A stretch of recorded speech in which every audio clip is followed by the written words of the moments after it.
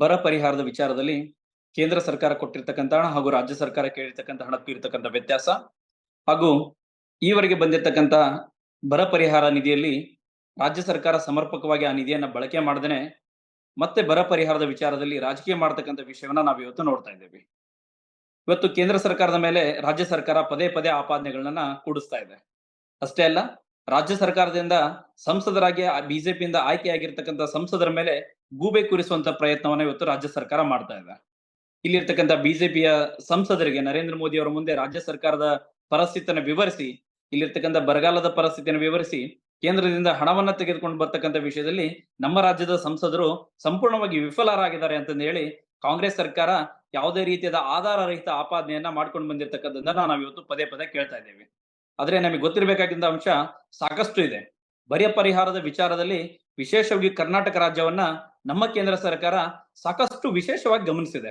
ಅಷ್ಟೇ ಅಲ್ಲ, ಇಲ್ಲಿರ್ತಕ್ಕಂಥ ಬರ ಪರಿಹಾರವನ್ನ ಹಾಗೂ ಇನ್ನಿತರೆ ಯಾವುದೇ ರೀತಿಯಾದ ವಿಕೋಪಗಳನ್ನ ಮನಗಂಡು ಇವರು ರಾಜ್ಯ ಸರ್ಕಾರದಿಂದ ಕೇಳಿರ್ತಕ್ಕಂಥ ಹಣವನ್ನ ಸಾಕಷ್ಟು ಪ್ರಮಾಣದಲ್ಲಿ, ಅಂದ್ರೆ ಹೆಚ್ಚಿನ ರೀತಿ ಪ್ರಮಾಣದಲ್ಲಿ ಬರ ಪರಿಹಾರ ಕೊಡುವ ವಿಚಾರದಲ್ಲಿ ಇವತ್ತು ಕೇಂದ್ರ ಸರ್ಕಾರ ಮುಂದಾಗಿದೆ.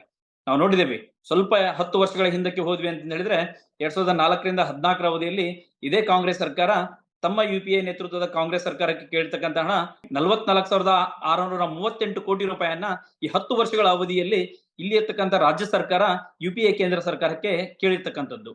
ಆದ್ರೆ ದುರ್ದೈವ, ಕೇಂದ್ರ ಸರ್ಕಾರ ಕರ್ನಾಟಕಕ್ಕೆ ನೀಡಿರ್ತಕ್ಕಂಥ ಹಣ ಕೇವಲ 3,579 ಕೋಟಿ ಮಾತ್ರ. ಅಂದ್ರೆ ಇವತ್ತು ಎಷ್ಟು ಹಣವನ್ನ ಇವರು ಡಿಮಾಂಡ್ ಮಾಡಿದ್ರೋ ಅದರ ಶೇಕಡಾವಾರು ಕೇವಲ 8% ಹಣವನ್ನ ಅಂದಿನ ಯುಪಿಎ ಸರ್ಕಾರ ನಮ್ಮ ರಾಜ್ಯ ಸರ್ಕಾರಕ್ಕೆ, ಕರ್ನಾಟಕ ಸರ್ಕಾರಕ್ಕೆ ಕೊಟ್ಟಿದ್ದಂತನ್ನ ನಾವು ನೋಡ್ತಿದ್ದೇವೆ. ಆದ್ರೆ ನಾವ್ ಇವತ್ತು ಹೆಮ್ಮೆ ಪಡಬೇಕಾಗುತ್ತೆ. ನರೇಂದ್ರ ಮೋದಿ ನೇತೃತ್ವದ ಕೇಂದ್ರ ಸರ್ಕಾರ, ಎನ್ಡಿಎ ನೇತೃತ್ವದ ಸರ್ಕಾರ ಇಲ್ಲಿ 14ರಿಂದ 24ರ ಅವಧಿಯೊಳಗೆ ಏನು ಇಲ್ಲಿಂದ ಸರ್ಕಾರ ಬೇಡಿಕೆ ಇಟ್ಟಿತ್ತು, ಇವರು ಕೇಳಿರ್ತಕ್ಕಂಥ ಹಣ 25,728 ಕೋಟಿ ಹಣವನ್ನ ಇಲ್ಲಿಯ ರಾಜ್ಯ ಸರ್ಕಾರ ಕೇಳಿತ್ತು. ಆದ್ರೆ ಕೇಂದ್ರ ಸರ್ಕಾರ ನಮಗೆ ಕೊಟ್ಟಿರ್ತಕ್ಕಂಥದ್ದು ಹಣ 11,482 ಕೋಟಿ. ನಿಜಕ್ಕೂ ಕೂಡ ಇದು ಅತ್ಯಂತ ದೊಡ್ಡ ಪ್ರಮಾಣದ ಹಣ. ಅಂದ್ರೆ ಇವರು ಎಷ್ಟು ಪ್ರಮಾಣದ ಹಣವನ್ನ ಕೇಳಿದ್ರು 44% ಹಣವನ್ನ ಕೇಂದ್ರ ಸರ್ಕಾರ ನಮ್ಮ ಕರ್ನಾಟಕ ರಾಜ್ಯ ಸರ್ಕಾರಕ್ಕೆ ಕೊಟ್ಟಿದೆ. ಈ ಒಂದು ಅಂಶವನ್ನು ಗಮನಿಸಿದ್ರೆ ಕಾಂಗ್ರೆಸ್ ನಾಯಕರು ಇವತ್ತು ಯೋಚನೆ ಮಾಡ್ಬೇಕಾಗತ್ತೆ. ಇವರ ನೇತೃತ್ವದ ಸರ್ಕಾರ ಇದ್ದಂತ ಸಂದರ್ಭದಲ್ಲಿ ಇದೇ ಕಾಂಗ್ರೆಸ್ಸಿನ ಮುಖಂಡರು ಎಷ್ಟು ಹಣವನ್ನ ರಾಜ್ಯಕ್ಕೆ ವಾಪಸ್ ತೆಗೆದುಕೊಂಡು ಬಂದ್ರು, ಇಲ್ಲಿರ್ತಕ್ಕಂಥ ಬರ ಪರಿಹಾರವನ್ನ ಕೇಂದ್ರ ಸರ್ಕಾರದ ಮುಂದೆ ಪ್ರಸ್ತುತಪಡಿಸಿ ಎಷ್ಟು ಹಣವನ್ನ ತರಲಿಕ್ಕೆ ಸಫಲರಾದ್ರು ಅಂತ ಹೇಳಿ ಇವತ್ತು ಕಾಂಗ್ರೆಸ್ ಸರ್ಕಾರದ ಮುಖಂಡರು ಹಾಗೂ ಕಾಂಗ್ರೆಸ್ ಪಕ್ಷದ ಮುಖಂಡರು ತಮ್ಮ ಆತ್ಮಾವಲೋಕವನ್ನ ಒಮ್ಮೆ ಮಾಡ್ಕೊಳ್ಬೇಕಾಗತ್ತೆ. ಅದನ್ನ ಬಿಟ್ಟು ಪದೇ ಪದೇ ರಾಜ್ಯದಿಂದ ಆಯ್ಕೆಯಾಗಿರ್ತಕ್ಕಂಥ ಸಂಸದರ ಮೇಲೆ ಗೂಬೆ ಕೂರ್ಸಕ್ಕಂತ ಇವತ್ತು ಈ ಒಂದು ತುತ್ಯ ರಾಜಕಾರಣವನ್ನ ಇವತ್ತು ಕಾಂಗ್ರೆಸ್ ನಾಯಕರು ಬಿಡಬೇಕಾಗತ್ತೆ. ಅವ್ರು ಕೇಳಿರ್ತಕ್ಕಂಥ ಹಣದಲ್ಲಿ 8% ಅವ್ರ ಹಣ ತೆಗೆದುಕೊಂಡು ಬಂದ್ರೆ, ನಾವು ತೆಗೆದುಕೊಂಡು ಬಂದಿರ್ತಕ್ಕಂಥ ಹಣ 44%.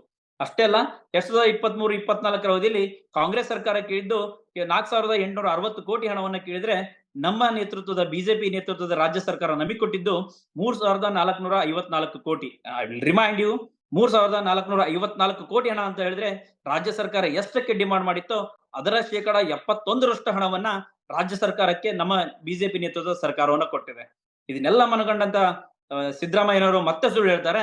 ನಾವು ಕಳೆದ ಸೆಪ್ಟೆಂಬರ್ ಅವಧಿಯಲ್ಲಿ 18,172 ಕೋಟಿ ಹಣವನ್ನ ಕೇಳಿದ್ವಿ, ಆದ್ರೆ ಕೇಂದ್ರ ಸರ್ಕಾರ ಕೊಟ್ಟಿದ್ದು ಕೇವಲ 3,454 ಕೋಟಿ ಮಾತ್ರ ಅಂತಂದ ಹೇಳಿ ರಾಜ್ಯದ ಜನರ ದಿಕ್ ತಪ್ಪಿಸ್ತಕ್ಕಂಥ ಕೆಲಸವನ್ನ ಇಲ್ಲಿರ್ತಕ್ಕಂಥ ಸಿದ್ದರಾಮಯ್ಯನವರು ಮಾಡ್ತಿದ್ದಾರೆ.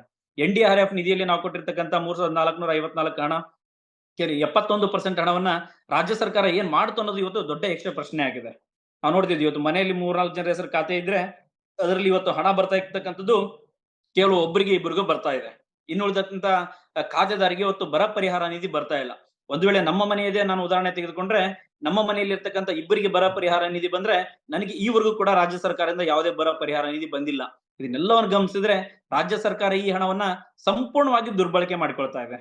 ಇದಕ್ಕೆ ಮತ್ತೆ ತೇಪೆ ಹಚ್ಚತಕ್ಕಂಥ ಕೆಲಸ ಏನಂತ ಹೇಳಿದ್ರೆ, ನಾವು 18,000 ಕೋಟಿಯನ್ನ ನಾವು ಕೇಳಿದ್ದು, ರಾಜ್ಯ ಸರ್ಕಾರ ಕೊಟ್ಟಿರ್ತಕ್ಕಂಥದ್ದು, ಕೇಂದ್ರ ಸರ್ಕಾರ ಕೊಟ್ಟಿರ್ತಕ್ಕಂಥದ್ದು ಕೇವಲ 3,454 ಕೋಟಿ. ಹೀಗಾಗಿ ಸಮರ್ಪಕವಾದ ಹಂಚಿಕೆಯನ್ನ ಮಾಡ್ಲಿಕ್ಕೆ ಆಗ್ತಾ ಇಲ್ಲ ಅಂತ ಸುಳ್ಳು ವರದಿಯನ್ನ ಇವತ್ತು ನಮ್ಮ ರಾಜ್ಯ ಸರ್ಕಾರದ CM ಸಿದ್ದರಾಮಯ್ಯನವರು ಕೊಡ್ತಿದ್ದಾರೆ. ನಾನು ಅತ್ಯಂತ ಸ್ಪಷ್ಟವಾಗಿ ಹೇಳ್ತೀನಿ, ಇವತ್ತಿನ ಜನರೇಷನ್ಗೆ, ಇವತ್ತಿನ ಜನಾಂಗಕ್ಕೆ, ಇವತ್ತಿನ ಯುವ ಜನತೆಗೆ ರಾಜಕಾರಣ ಅಂದ್ರೇನು, ರಾಜಕೀಯ ಅಧಿಕಾರ ಯಾವುದಕ್ಕೋಸ್ಕರ ಬೇಕು, ರಾಜಕೀಯ ಅಧಿಕಾರ ಅಂತ ಹೇಳಿದ್ರೆ ಒಬ್ಬರನ್ನ ಮತ್ತೊಬ್ಬರನ್ನ ಬ್ಲೇಮ್ ಮಾಡ್ತಾ, ಒಬ್ಬರ ಮೇಲೆ ಮತ್ತೊಬ್ಬರ ಮೇಲೆ ಆಪಾದನೆಯನ್ನ ಮಾಡ್ತಾ, ಅಥವಾ ಇನ್ನೊಂದು ಯಾವುದೋ ಧರ್ಮದ ಹೆಸರಲ್ಲಿ, ಜಾತಿ ಹೆಸರಲ್ಲಿ ರಾಜಕಾರಣ ಮಾಡೋದಲ್ಲ. ನಾವು ಅಭಿವೃದ್ಧಿಗೋಸ್ಕರ ರಾಜಕೀಯ ಅಧಿಕಾರವನ್ನು ಹಿಡಿದಿದ್ದೇವೆ. ಈ ಅಭಿವೃದ್ಧಿ ಮಾಡೋದು ಒಂದೇ, ಪಕ್ಷವನ್ನ ಮೀರಿ, ಜಾತಿಯನ್ನ ಮೀರಿ, ಧರ್ಮವನ್ನ ಮೀರಿ ಅಭಿವೃದ್ಧಿ ಮಾಡತಕ್ಕಂಥ ರಾಜಕೀಯವನ್ನ ಇವತ್ತಿನ ರಾಜಕೀಯ ಪಕ್ಷದ ನಾಯಕರು ಇವತ್ತಿನ ಯುವ ಜನರಿಗೆ ಕಲಿಸ್ಕೊಡ್ಬೇಕಾಗಿದೆ.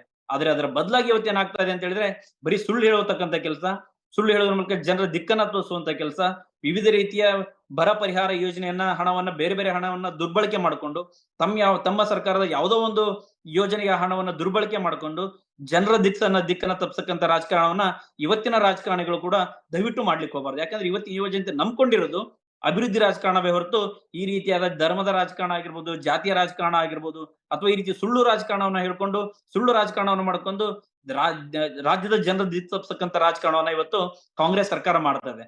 ದಯವಿಟ್ಟು ಈ ರೀತಿಯ ಕೆಲಸವನ್ನ ಇಂದಿನ ರಾಜ್ಯ ಸರ್ಕಾರ ಮಾಡ್ಲಿಕ್ಕೆ ಹೋಗಬಾರ್ದು. ಯಾಕಂದ್ರೆ ನಾವು ನೋಡ್ತಿದೀವಿ ಇವತ್ತು ರಾಜ್ಯ ಸರ್ಕಾರ ರಾಜ್ಯದಲ್ಲಿ ಇರ್ತಕ್ಕಂಥ ಜನರು ಅತ್ಯಂತ ಕಷ್ಟದ ಪರಿಸ್ಥಿತಿಯಲ್ಲಿ ಇದ್ದಾರೆ. ಸರಿಯಾಗಿ ಕುಡಿಯುವ ನೀರಿನ ವ್ಯವಸ್ಥೆ ಇಲ್ಲ, ಬೆಳೆ ಪರಿಹಾರ ನಮಗೆ ಸಿಗ್ತಾ ಇಲ್ಲ. ಕಲ್ದಿರ್ತಕ್ಕಂತ ಒಂದು ವೇಳೆ ನಾವು ಬಿತ್ತನೆ ಮಾಡಿದ್ವಿ ಅಂತ ಹೇಳಿದ್ರೆ ನಮ್ಮ ಹೊಲಕ್ಕೆ ನಾವು ಎಷ್ಟು ಬಿತ್ತನೆಯನ್ನ ಮಾಡಿದ್ವಿ ಆ ಖರ್ಚನ್ನು ಕೂಡ ವಾಪಸ್ ತೆಗೆದುಕೊಳ್ಳುವಷ್ಟು ಕಷ್ಟದ ಪರಿಸ್ಥಿತಿ ಇವತ್ತು ರಾಜ್ಯದಲ್ಲಿ ನಿರ್ಮಾಣ ಆಗಿದೆ. ಎಷ್ಟೋ ತಾಲೂಕುಗಳಲ್ಲಿ ಶುದ್ಧವಾದ ಕುಡಿಯುವ ನೀರು ಸಹಿತ ನಮಗೆ ಸಿಗ್ತಾ ಇಲ್ಲ.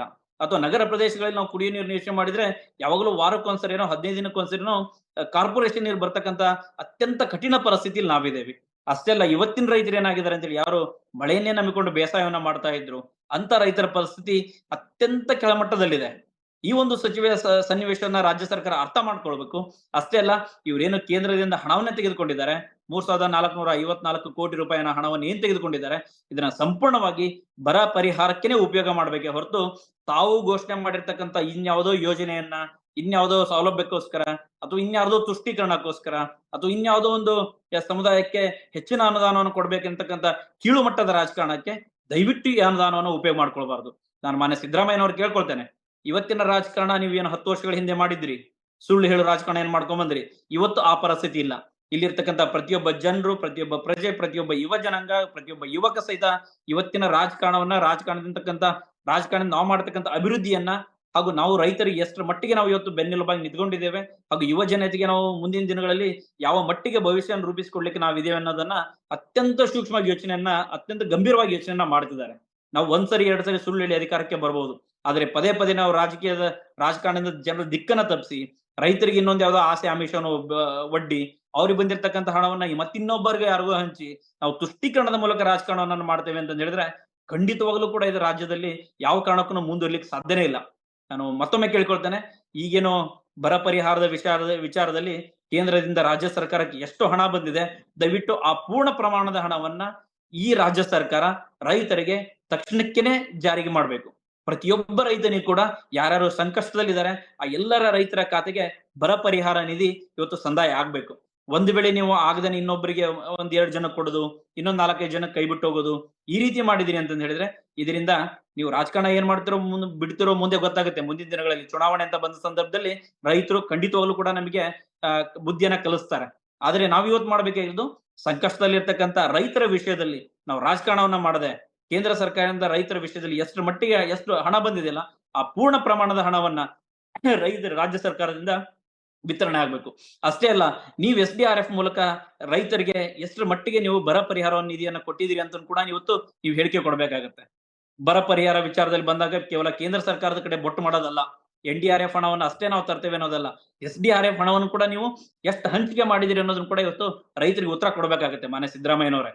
ಅದಕ್ಕೋಸ್ಕರ ಖಂಡಿತವಾಗಿ ಹೇಳ್ತೀನಿ, ಕೇವಲ ಬಿಜೆಪಿ ಸಂಸದರ ಮೇಲೆ ಆಪಾದನೆ ಮಾಡುವಂತದ್ದು, ನರೇಂದ್ರ ಮೋದಿ ಅವರ ಮೇಲೆ ಆಪಾದನೆ ಮಾಡತಕ್ಕಂಥದ್ದು ಅಥವಾ NDRF ಹಣವನ್ನ ಮಾತ್ರ ನಾವು ತೆಗೆದುಕೊಂಡು ಬಂದು ಕೊಡಬೇಕು ಅಂತಕ್ಕಂಥ ಈ ಒಂದು ಆಲೋಚನೆಯನ್ನ ತಾವು ದಯವಿಟ್ಟು ಈ ಒಂದು ಆಲೋಚನೆಯಿಂದ ಹೊರಗಡೆ ಬರಬೇಕು.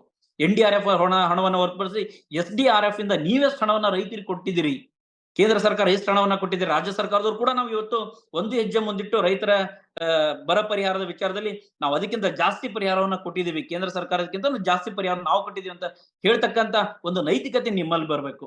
ಕೇವಲ SDRF ಹಣವನ್ನು ಬಿಡುಗಡೆ ಮಾಡದೇನೆ NDRF ಹಣದಲ್ಲೂ ಕೂಡ ರಾಜಕಾರಣವನ್ನ ಮಾಡಿ ಬಂದಿರತಕ್ಕಂತ ಹಣವನ್ನ ದುರ್ಬಳಕೆ ಮಾಡಿಕೊಂಡು, ಅಷ್ಟೇ ಅಲ್ಲ ಇರ್ತಕ್ಕಂಥ ಸಾಲವನ್ನ ಕಟ್ ಮಾಡ್ಕೊಂಡು ಉಳಿದಿರ್ತಕ್ಕಂಥ ಸಾಲವನ್ನು ಕೊಡುವಂತದ್ದು ಏನು ಇದೊಂದು ಅತ್ಯಂತ ದುರಾದೃಷ್ಟಕರ ಸನ್ನಿವೇಶ ಇದೆ. ಇದು ದಯವಿಟ್ಟು ಕೂಡ ಖಂಡಿತವಾಗ್ಲೂ ಕೂಡ ಇದು ನಿಲ್ಬೇಕು. ಇವತ್ತು ರಾಜ್ಯದಲ್ಲಿ ಅತ್ಯಂತ ಕಠಿಣ ಪರಿಸ್ಥಿತಿ ಇದೆ, ರಾಜ್ಯದಲ್ಲಿ ಇರ್ತಕ್ಕಂಥ ರೈತ ಅತ್ಯಂತ ಸಂಕಷ್ಟದಲ್ಲಿದ್ದಾನೆ. ಸೊ ಅದಕ್ಕೋಸ್ಕರ NDRF ಹಣವನ್ನ ಮಾತ್ರ ನೀವು ನಂಬ್ಕೊಂಡು ಕೊಡದೇನೆ ನಮಗೆ ಬಹಳ ಸ್ಪಷ್ಟವಾಗಿ ನರೇಂದ್ರ ಮೋದಿ ಅವರಿಗೆ ಗೊತ್ತಿದೆ ರೈತರ ಅಭಿವೃದ್ಧಿ ಏನು, ರೈತರ ಮುಂದಾಲೋಚನೆಗೆ ನಾವು ರೈತರನ್ನ ಹೇಗೆ ಅಭಿವೃದ್ಧಿ ಪಡಿಸಬೇಕು, ರೈತರ ಕಷ್ಟದ ಸಮಯದಲ್ಲಿ ನಾವು ಯಾವ ರೀತಿ ಭಾಗಿಯಾಗಬೇಕು. ತುಂಬಾ ಮಾನವೀಯತೆಯಿಂದ ಇವತ್ತು ಯೋಚಿಸ್ತಕ್ಕಂತ ಒಬ್ಬ ಧೀಮಂತ ನಾಯಕ ನಮ್ಮ ರಾಷ್ಟ್ರಕ್ಕೆ ಸಿಕ್ಕಿದ್ದಾರೆ.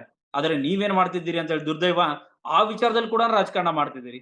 ಕೇವಲ ಜಾತಿ ಧರ್ಮದ ವಿಷಯದಲ್ಲಿ ರಾಜಕಾರಣ ಮಾಡೋದನ್ನ ಅಷ್ಟೇ ಅಲ್ಲ, ನೀವು ಒಂದ್ ಹೆಜ್ಜೆ ಮುಂದೋಗಿ ರೈತರ ವಿಷಯದಲ್ಲೂ ಕೂಡ ರಾಜಕಾರಣ ಮಾಡಿ ರೈತರ ಮತ್ತಷ್ಟು ಸಂಕಷ್ಟಕ್ಕೆ ಸಿಲುಕಿಸಿ ರೈತ ಆತ್ಮಹತ್ಯೆಗೆ ನಿಮ್ಮ ಸರ್ಕಾರನೇ ಕಾರಣ ಆಗ್ತಾ ಇದೆ.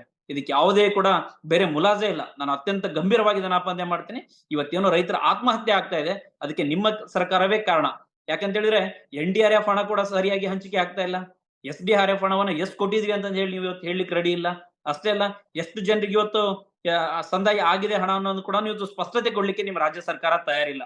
ಅದಕ್ಕಾಗಿ ನಾನು ವಿನಂತಿಯನ್ನ ಮಾಡ್ಕೊಳ್ತೇನೆ, ನೀವು ಇಷ್ಟು ವರ್ಷಗಳ ಏನ್ ರಾಜಕಾರಣ ಮಾಡ್ಕೊಂಡ್ ಬಂದಿದ್ದೀರಿ, ಅಷ್ಟೇ ಅಲ್ಲ ಕಳೆದ ಲೋಕಸಭಾ ವಿಧಾನಸಭಾ ಚುನಾವಣೆಯಲ್ಲಿ ಕೂಡ ಹಲವಾರು ಆಸೆ ಆಕಾಂಕ್ಷೆಗಳು ಹೊಡ್ಕೊಂಡು ಏನು ಇವತ್ತು ಮತವನ್ನು ತೆಗೆದುಕೊಂಡಿದ್ದೀರಿ. ದಯವಿಟ್ಟು ತಮ್ಮ ಸರ್ಕಾರವನ್ನ ನಂಬಿ ತಮ್ಮ ಯೋಜನೆ ನಂಬಿ ಏನ್ ಮತ ಹಾಕಿದಾರಲ್ಲ ಅವರಿಗೆ ಆದ್ರೂ ಕೂಡ ಅಟ್ಲೀಸ್ಟ್ ಸ್ವಲ್ಪ ನಿಯತ್ತಾಗಿರ್ತಕ್ಕಂಥ ಕೆಲಸವನ್ನ ಇವತ್ತು ನೀವು ಮಾಡ್ಬೇಕಾಗಿದೆ. ಸೊ ನಾ ಕೊನೆಯದಾಗಿ ವಿನಂತಿಯನ್ನ ಮಾಡ್ತೇನೆ, NDRF ಹಣವನ್ನು ಏನ್ ಬಂದಿದೆ ಅದನ್ನ ಕಡಾಖಂಡಿತವಾಗ್ಲೂ ಕೂಡ ಸಮರ್ಪಕವಾಗಿ ವಿತರಣೆ ಆಗ್ಬೇಕು. ಆ ವಿಷಯದಲ್ಲಿ ಯಾವುದೇ ರೀತಿಯ ರಾಜಕಾರಣ ಸಲ್ದು. ಅಷ್ಟೇ ಅಲ್ಲ, SDRF ಹಣವನ್ನು ಕೂಡ ನೀವು ಬಿಡುಗಡೆ ಮಾಡೋದ್ರ ಮೂಲಕ ಕಷ್ಟದಲ್ಲಿರ್ತಕ್ಕಂಥ ರೈತನಿಗೆ ಬೆನ್ನೆಲುಬಾಗಿ ನಿಲ್ತಕ್ಕಂಥ ಕೆಲಸವನ್ನ ರಾಜ್ಯ ಸರ್ಕಾರ ಮಾಡ್ಬೇಕು ಅಂತೇಳಿ ನಾನು ಆಗ್ರಹವನ್ನ ಮಾಡ್ತೇನೆ.